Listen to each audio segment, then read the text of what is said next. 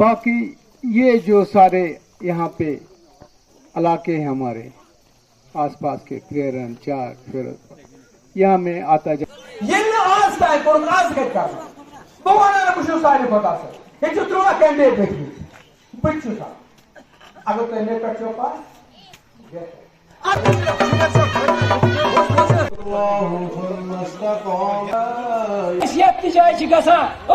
सियासी रिश्ते बनाने खतर की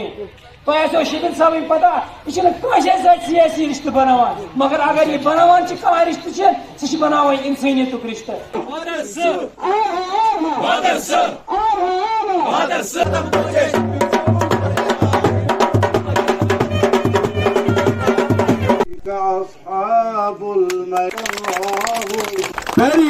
पहला एक गल को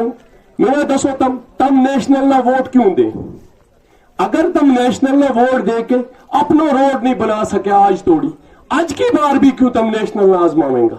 अगला दौर में वही भी आवेगा तुमने वोट मंगने वास्ते वो भी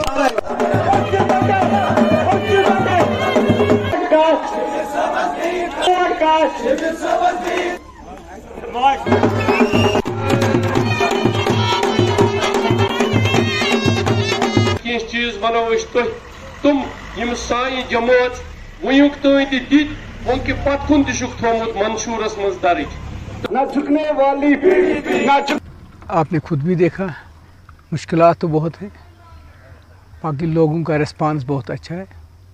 जहाँ जहाँ हम गए तो कोई पूछने वाला नहीं है ना आज बेकसी और बेबसी का आलम है तो इंशाल्लाह हम लोगों को उम्मीद दे रहे हैं ये भी नहीं रहेगा ठीक होगा आगे ये बात तो न मुझे कहनी चाहिए न आपको पूछनी चाहिए ये कौन सी हमें मेहरबानी हो रही है कि स्टेटहुड दे रहे हैं तो हमारा हक है पार्लियामेंट में बोला है तो कब का आना चाहिए था अभी तक नहीं आया वो बदकिस्मती है जी मैं कोई किसी पे कोई निशाना तो नहीं बना रहा हूँ मैं तो सिर्फ ये कह दूँ हकीकत है जो ग्राउंड रियलिटी है अगर वो कोई समझे कि मेरे पे निशाना है तो उसकी सोच है मैं उससे कुछ नहीं कह सकता रशीद इंजीनियर साहब ने इल्ज़ाम लगाए और बहुत ही संगीन इल्ज़ाम लगाए तो फारूक साहब को आगे आना चाहिए और कहना चाहिए कि यह सच है कि झूठ है अगर सही नहीं है तो उनको आना चाहिए सही नहीं है अगर नहीं है तो फिर तो ये गंभीर बात है लोगों को आना है यूथ को स्पेशली आगे आना पड़ेगा there is no other way out